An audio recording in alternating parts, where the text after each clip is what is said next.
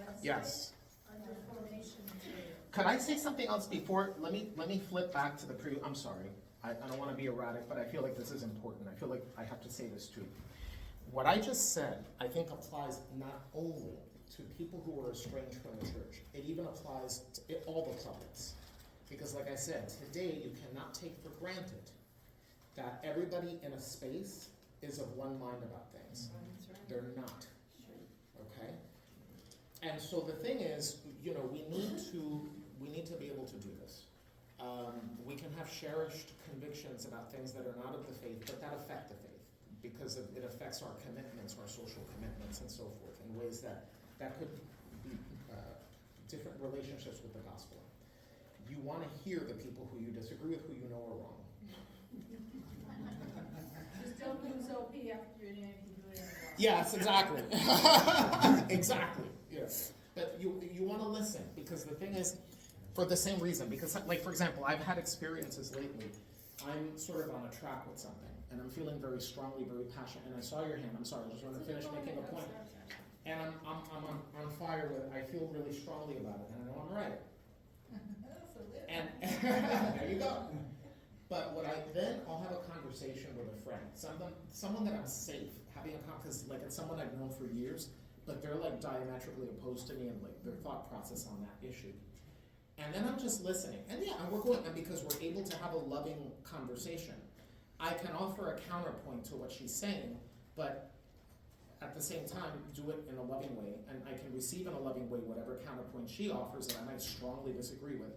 And what happens at the end is, she didn't necessarily change her mind. I may not have necessarily changed my mind.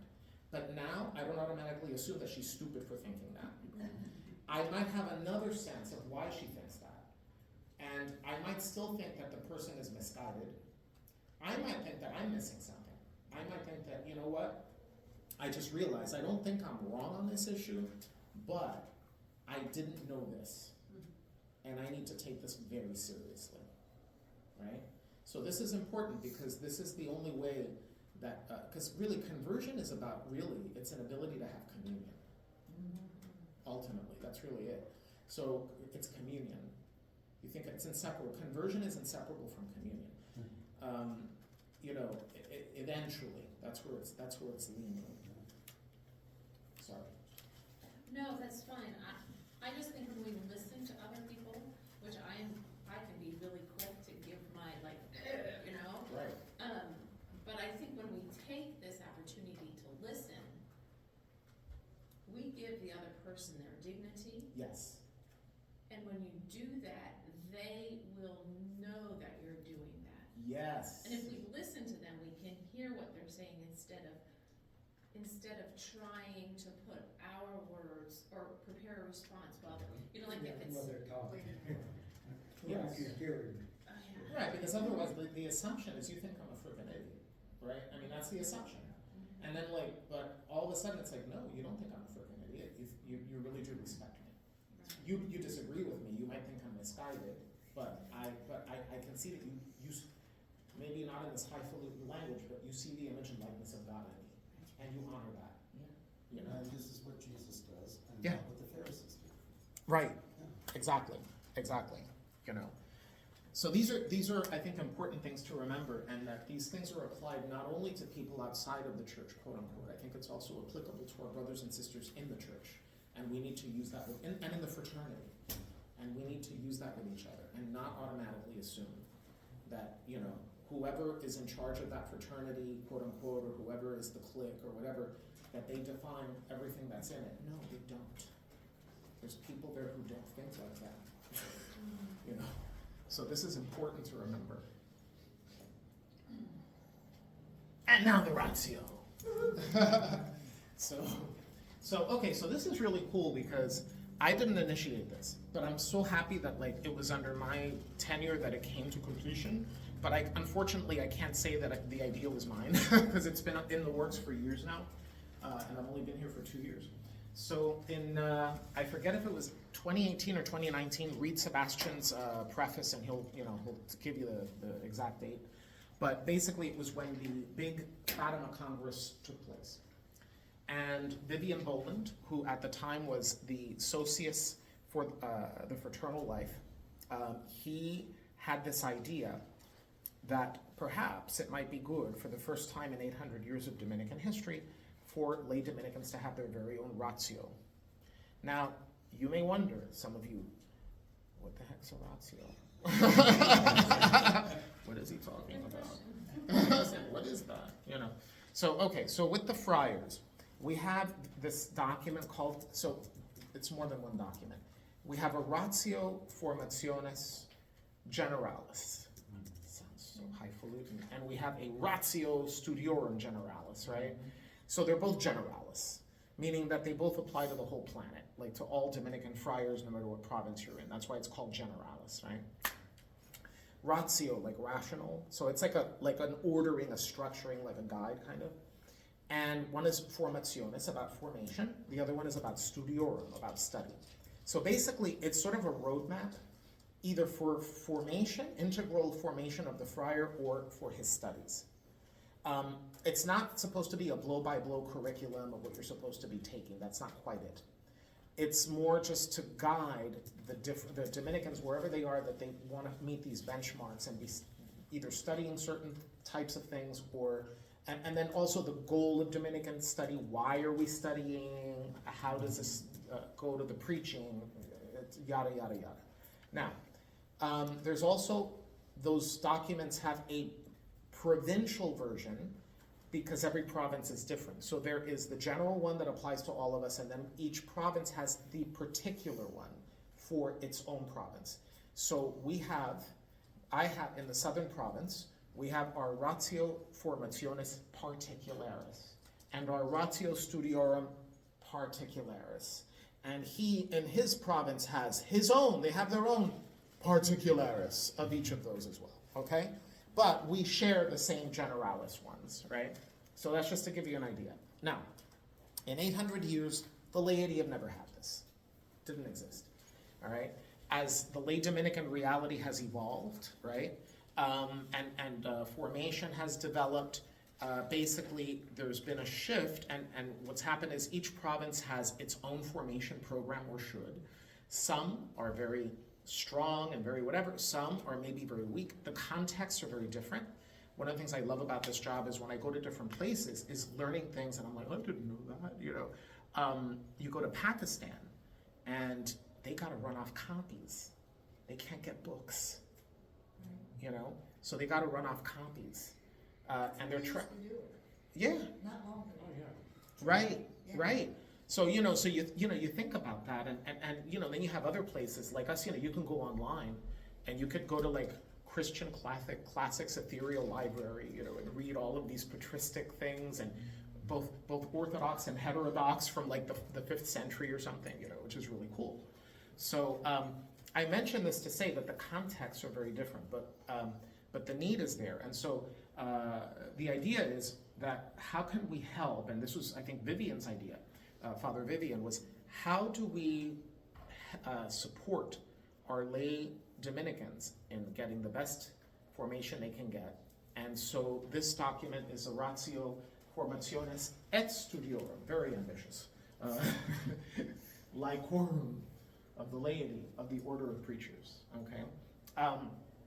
Now, let me just say something real quick about the rationale and how to maybe use and not use this. The first thing is that this is not meant to be this is normative. Read Sebastian Milazzo, the international coordinator, wrote the preface, okay? It explains all this that I'm about to say better than I am going to say it now. But basically what Sebastian is saying is, this is normative because it is approved by the master of the order. However, it is not a juridically binding document. It's normative, but not juridically. It's, in other words, you don't have to now run and change, throw out your old program and come out with, you know, like, and make it look exactly like this. That's not what this is. This is trying to give a boost, to give, read it in one sense for the spirit of what it's saying. In other words, when it talks about the study of the constitutions, or about learning about our system of governance, look at how it's talking about it, because for that to shape how you present your modules. And then, of course, there is a bibliography, which will be woefully incomplete, so don't even try, because it's not going to be, there's no way. But Sebastian helped us get a lot of sources in English, French, he's a Frenchman, so English, French, and even some German stuff, believe it or not. And then the Spanish, I went to the Spanish province, because they have like an absolutely delicious, bibliography with a lot of stuff. And so I just grabbed that. And what I did was, in the final, when we were putting together the final thing, I took the liberty of having all of them in all three translations. So that, in other words, because why? Some of you may have studied German. Some of you may be able to read Spanish perfectly fine, or French. So why not give you the sources? And then if you can use them, fine. And if you can't, that's fine, right? So basically, the same sources are going to show up in all three linguistic versions.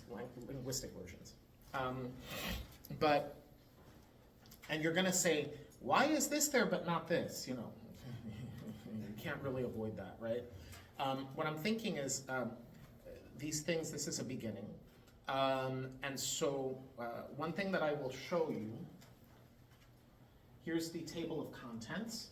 And of course, Sebastian formatted it so that, you click the section and it magically teleports you to like that section and you can like read it directly, which is really neat. It looks dizzying with all those numbers, but that's not the whole table of contents, that's just the first page of it.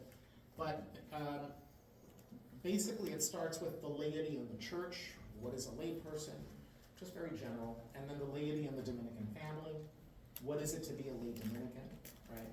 And then guidelines for formation, so criteria and tools for discerning maturity, personal, professional, family, and religious maturity. So that's kind of a good thing to read, to kind of get a sense of that, because that's more the formation, more than the study piece, right? Then it talks about theological formation in a general sense. Then you start going into more specific, sacred scripture, theology, general guidelines for theological formation, and then different formation topics, which are really theological topics. So everything from the mystery of God, right, the triune God, to theological anthropology, the problem of evil, ecclesiology, Christology, Mariology, et cetera, right? And then, spirituality and liturgy and so on. So you get the picture. By the way, each of these is really brief. You'll notice that. Each of them is like 3 sentences. Like it's not, it's not going to give you like, it's not the non plus ultra of, whatever. It's not going to work. It's more just what is this area? Kind of cover it, try to make sure that you cover it in some way. And maybe the way, again, it's the way those 3 sentences are written to kind of shape how to maybe approach that area in a general sense. Father, I just wondered, who is this Sebastian Milazzo? I just... Yes. Who? Sebastian Milazzo despite the Sicilian surname, he's actually a Frenchman. It's just that his dad was Sicilian, so Sicilian who went to Strasbourg, right, married his mother. Is he a layman? He's a lay Dominican. He's the international coordinator of the lay Dominicans. So in the ICLDF, there you go. She knows who he is. Friend, he speaks English. Yeah. And he, of the 5 of us that are on the Masters Council, Yeah, Sebastian represents Europe. that's right. So he's like European Kathy, sort of. Yeah. He's European Kathy is like the short answer, but he's also like the non-promoter of the non-friar version of me, kind of, because there's always one lay Dominican who's like the Voldemort of the lay Dominicans or something. So that's what he is right now, So thank God he really helped us bring this thing to completion. Yeah. So there's this huge section 2, which is formation. Yeah. Where's the Studiorum? Well, the Studiorum is all that theological stuff, Yeah. Yeah. May I just interject and Yes. ask a question? Yeah. So tell them what Sebastian did at your Giorgio's canonization. Oh, yeah. So we needed, okay. So basically, yeah, that's good. Thank you for reminding me to say that. So, all right. So, when Pier Giorgio Frassati was canonized, there was, you know, that the cause was overseen by Catholic Action. The postulator was from Catholic Action, was not a Dominican. So therefore, it was handled by them. But they had a website for the canonization, and they had to put together a committee. So they wanted different constituencies related to Pier Giorgio, including the Diocese of Milan, because he was from Milan, and the Dominican Order, because he was a lay Dominican, and so on. So we were approached. There were 3 of us who were called. Ultimately, the other 2 were very busy, and because I was the promoter, I was doing that. So at the end, when we were getting close to the canonization, they gave us tickets. And so I was getting, they were limited, but we had to be able to sit on that stage where the altar is and all that. But they also wanted to make sure that our different groups had representation in the liturgy itself and had a role in, like as a lector or what have you. And so they needed someone to read the Prayer of the Faithful in French. So they reached out to me and said, could you please help us find someone to do that? And so, voila, lo and behold, Sebastian. And so if you check out the video of the canonization mass, when the Prayer of Faithful is going on, the guy who's doing it, the petition in French, he was the one representing the Dominicans. And he was one of you. It was not a friar. It was you. So yeah, representing the whole order. It was just so special It was. to have that, and I just wanted everybody to know, so thanks for letting me interrupt you. Absolutely, no, and it was a beautiful moment to see him doing that, you know. And he was so excited, he was so happy to do it, you know. So now, this is Sebastian's foreword, okay, in the original French, but of course you can read it in English. And then, this is the bibliography, again, not all of it. These are just 2 pages from it, but there's more. And again, very incomplete, there's a lot of stuff missing, but it's a work in progress. One thing I want to say before I go to this, let me go back again. One thing I want to say about this, there is a section that if you had to read one section in relation to what we've been talking about, that I think would be good, and you might even study it together, I don't know, just an idea. I would have your fraternity study it, is the section on Dominican governance. There's, it begins with the concept of, which I didn't know this, I learned this from Sebastian, because he's a specialist in, he studies a lot of like Dominican history and stuff. So he does, he's a theologian, but it's like historical theology, and he does a lot of study of Dominican history. He says that there was, and I don't know if maybe Father Ignatius knows this or maybe he doesn't know this, I didn't know it until I learned it from him, that apparently early in the order's history, there's a title given to Dominic in early liturgies. So it's like a liturgical title, and it's in Latin, Novus Legislator, the new lawmaker, the new legislator. And it was interesting, I never knew that. But it's the novelty of like the way he worked around the system to kind of do something new, because the structures that existed in the church at the time could not accommodate the mission, what he was doing. So they needed new structures. Have you figured out how to work the title into the O lumen? That'd be awesome. Oh no, legislator. I like it. That's the right person. So. You like the music for us too? Could you do that? Yeah, there you go. So he, you know, anyway, talks about that. And so it has to do like, and it touches on this whole thing that I was talking about earlier. Kind of, he doesn't use this language when he describes it, but almost that spirituality of listening and mature listening to the Spirit and to one another, and how that then, you know, so he gets into that. So I would say that part of the ratio, in my opinion, because just like when we start our formation, I say we, I mean all of us, because friars too, everybody, sisters, when we're novices, we're just learning how to live with each other. We don't need to be doing too much, you know, the Summa or the Fathers, or, you know, we might do a little bit of that. But it's really more, how do I live with you without breaking your neck? Right? You know, really. And it's like, that's what it is. That's the beginning. It's how to live in community with each other. And part of it is how to pray to, how to do the office, whatever, but it's also those subtle skills, those more subtle skills of living with each other. And there's a Dominican way of doing that, and so the governance structure implicitly contains that. And so you can kind of get a read on Dominican spirituality I didn't used to think like this until recently when I started learning from some brothers who really were like illuminating me on this. And then Sebastian seemed to understand it, and he was as a lay Dominican, and he was writing about it in this section.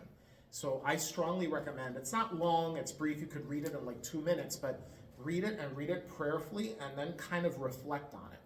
And then maybe discuss amongst yourselves, and then maybe you can kind of like propose it as like a study thing for your fraternities in your province. Because I think it'll be a very interesting exercise, and see what emerges from that. I think that'd be really cool. So anyhow, the next thing is this thing. So this really is a work in progress. If you're expecting to see something like totally complete, you'll probably be disappointed. But there's a heck of a lot of stuff on there as it is, right?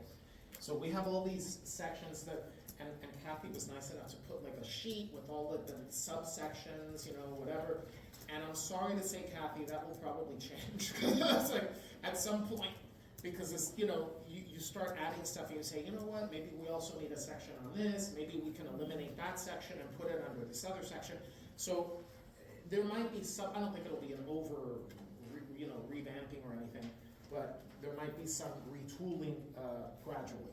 So I think this is, you gave us permission to use your Yes. your art as the tile Yes, on our Lady website. That's So right. On Riverside, right next to the Dominican Friars is the Lady website international, laha.op.org. that's right. And these are all people either that we all know, like the ones that are dead, right? That are alive in heaven with us. By the way, I thought of it later. I should have answered. Was it you or was it you who asked about where 2 or 3 are gathered in my name? Does it apply to like distance? I'm like, yeah, the dead ones and the living ones, right? I didn't think of that, but it made me think afterward. But they don't need a medium like a computer to do that. True. That's it. I'm kind of like raging or resisting against the machine culture that's going into. Right, I hear you. Like even this, if I can't buy a copy of it, I'm dependent on the electric company and True. And AI. Well, but and they could take that all away from us. They could. And then, but the publishing company could stop printing it. The monk at the scriptorium could, there's not enough books. Then we have a job. There you go. But good points. But basically this, the idea behind this was after I started 2 years ago, as I was traveling and listening, it became clear to me, I'm like, we need a global website. And it should have, the initial thought was it should provide formation materials, but there's things like that, but nothing global.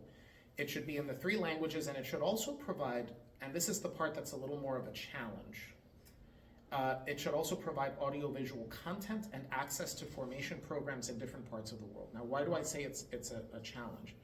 Because the availability of content is not always even. So in the English language, and from St. Joseph's province, there's a lot of stuff, for example, right? We know this. In French, for example, they have, they're actually pretty developed. For years, the French province has produced a lot of, even since the 1950s. They started with, I think it was called Le Jour du Seigneur, the Day of the Lord. But then with the internet, it's blown up, and they have this thing, Prière dans la ville, and then they have all this online, now they have Théodome, they have all these amazing online resources, kind of like the Eastern Province has created a lot of stuff in English, which is watched by people from non-English speaking countries to the degree that they are becoming more proficient in English, especially younger people.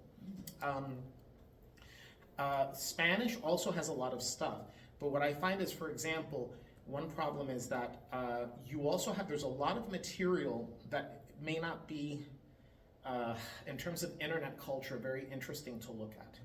So you'll have content that's very solid, but maybe it's too long, or it's, or it's just some, it's not, like, for example, one thing with those, the Thomistic Institute videos, like the Aquinas 101, they're short, they're to the point, and they're very attractive visually. They have like really cool animations. The other issue, though, is also that we need to have, I think, more diversity of material available, because we need the Summa stuff, but the Dominican tradition is more than the Summa, right? So we have the heritage of the Dominicans of Salamanca, the creation of the field of international law, and international human rights. All of that came from us. And it was partly how they were taking Thomas and applying it in creative ways to a new context, having to do with imperial expansion and missionary work in the context of being part of an empire that was expanding. In the case of the Spanish Empire, how do you, the concrete sort of political questions that came up from that, if we're evangelizing these people and we're baptizing them, we're saying by implication that they're human persons, because they have a soul and they can be baptized. If we're saying that they're human persons, we can't just do whatever we want with them. So therefore, laws have to sort of reflect that they have to have some kind of rights. So they might still be subjects of the Spanish crown, but we need to think carefully about how that is and how that, see what I'm saying? So it's interesting. Now some of it, was great, some of it was awful, but there's a way in which this is part of the Dominican heritage. The Dominicans were on the cutting edge of this. With Las Casas, and then with all the friars in Salamanca, right? That's why at the UN there's a statue of a Dominican, because they acknowledge that the Dominicans contributed to a lot of the background thought that led eventually to the creation of the UN and to the Universal Charter of Human Rights. So these are things that there are people out there that they have access to these wonderful videos and they know about the Summa, but they have no clue about any of this stuff. So these are some of the gaps that I think we need to sort of address. So, and I'm not a video content creator, so I'm always going up to people and saying, do you want to, but anyway, so I'm trying to beef up and find things where I can, and I've been so busy with my other duties that I've been not as quickly as I'd like. One thing that I've tried to include is links to formation programs that lay people can use. I try to include free ones as much as I can that are connected to the order, but I also include ones that are for tuition, and people can choose if they can or if they can't, right? And again, in the 3 languages. So I have like everything from, and if there's something that's online, where the courses are online, and you could do like a series of 5 or something, I include that. Sometimes it's as simple as a good formation program.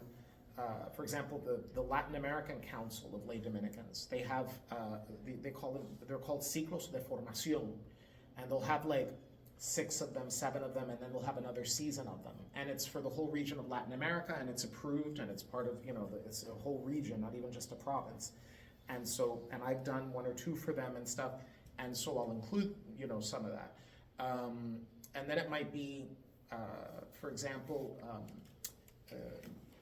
of course, a famous one is Domuni, which is the online university, which has courses in the 3 languages, and that is coming from the highest levels in the order. But that, obviously you have to pay for that, because that's for tuition. But it's fully online, and it is available for members of the Dominican family across the branches. What sort of resources are available for our Vietnamese brothers and sisters? That's a huge community. So one of the I have not, unfortunately, I don't have anything right now in Vietnamese, but I'm open to whatever's, putting things. I still haven't figured, this is more of a technical question, because of the way the website is set up, that you can click a flag and you go to that language. So I'm thinking, how would I put something in Vietnamese or in Japanese or in Maltese or something like that, Well, the Philippines actually is easier, because in the Philippines, they pretty much speak English at this point. It's still their native language is whatever their local language is, and Tagalog or Filipino. but also English is like, they grow up speaking English for the most part. So they're able to access, that's actually in Asia Pacific, in the Asia Pacific region, one thing that's happened is that whenever we have international gatherings, by no means does this mean that everybody in Asia, obviously not, and even every Dominican that goes to these things, they don't all speak English, but to the degree that they can agree on a lingua franca, it tends to be English. So in a sense, having Spanish, English, and French is a huge advantage because those three languages are probably the three of the biggest in terms of the ability to reach people. But it is limited because you'll have people in Thailand who don't speak any of them. And, unless they went to they went to university and they also speak English or something. But, if they didn't, then, they've got to find somebody to translate this stuff for them. So that's something that we have to think about is how to provide something, or at least a way for people on the local level to be able to translate these things. Some things I was telling Kathy yesterday about something really cool that came as a result of putting together the website. So St. Rose of Lima had writings. Okay, a lot of people don't know this. She had writings. The problem is that those writings were missing for a couple of hundred years, for several hundred years. We don't know exactly why they were missing. There are different theories. But in the early 20th century, I don't remember the details. I think it may have been in where she lived, in Lima. There was a priest who found some manuscripts, some folios, including some illustrations that she had made, some drawings she made, related to her mysticism and to her writings. Those things have been published in Spanish. You can find them. In fact, but they're not available. They were not available in translation. Notice I said they were not available. For example, if you go to the Office of Readings for the Feast of Rose of Lima in the English edition of the Liturgy of the Hours, you will notice that the second reading is, I think it's like a homily by the canonization, from the canonization mass or something, I don't remember. It's something like that, okay? It's nothing by her. If, however, you read the Spanish edition of the Spanish language edition of the Liturgy of the Hours, there is a reading from her, something she wrote, okay, about the value of suffering and so on. Curiously enough, what the writings that were found, that we do have, they're not voluminous, they're not a huge amount, but they are there and you can see things about her spirituality and such. There was a Dominican friar who has taught at Salamanca, and he's awesome. He's similar to you in some way, because his big thing, he's like an expert in like the history of Christian spirituality and Dominican spirituality. He's awesome. He's written like great, wonderful books. And he wrote a book on Rose of Lima. His name is Julián de Cos. And Julián de Cos wrote this book about Rose of Lima where he basically prints the text, the extant writings of Rose of Lima. They're in there. The primary sources are in the book, plus his own scholarly analysis of what's going on with her. Now that book obviously is in Spanish. Once I got Julian's permission, because he's like one of these scholars, he's like, just steal it, just like download it. That's what it's there for. I want people to read it, So he's like, so when I went to him, I said, can I put this on the website in Spanish, please, please, please, in the Spanish section? And he said, yeah, please. So I got his permission, I got the permission of the website in the Spanish province, and I swiped it and put it up in our laity website. But then I was like, man, I wish we had it in English and French. So I talked to him about it, and he said, well, nothing in French, unfortunately. However, I did approach an Ann Arbor sister in the United States who's a translator, and she was gracious enough to do it, but it kind of, the status, people get busy, and it sort of is. So I got her contact information, communicated with her, and then through her and her superior's gracious permission, we were able to use it. She finished it, and she sent us the completed PDF and the whole thing, and now we have it in English too. And it's on there. So you can download it now. You know? Yep. Unfortunately, francophones have to wait or learn English or Spanish. That's like, you know. But I'm working on it. Actually, Sebastian, I talked to Sebastian about it, and we're trying to see if there's a way that we can get it translated into French. So we'll see. But that's a neat thing that, you know, and now it can be available to people all over the world for free. So, Wow. yeah, it's kind of cool. Thank you for doing all that. Yeah, I know. What's the title of it? I've got to look because I forgot the title. Now, Yeah, it's I can't remember the title, but if you go on the website, you'll find it. Yeah, it's under. Yeah, he's looking. He's going in, and he'll tell us. liturgy and sacraments? No, it's going to be under spirituality. Look under the spirituality section. Which, if you can't, by the way, here's a little trick. If you're having trouble with the menu up above, scroll down and look at the list at the bottom. It's all there. Prayer of love, the mystical experience. Yes. of Rosalina, That's according to it. the course documents. You got it. That's it. That's it. There it is. Yeah. And Juliano's really awesome. He's a very approachable guy.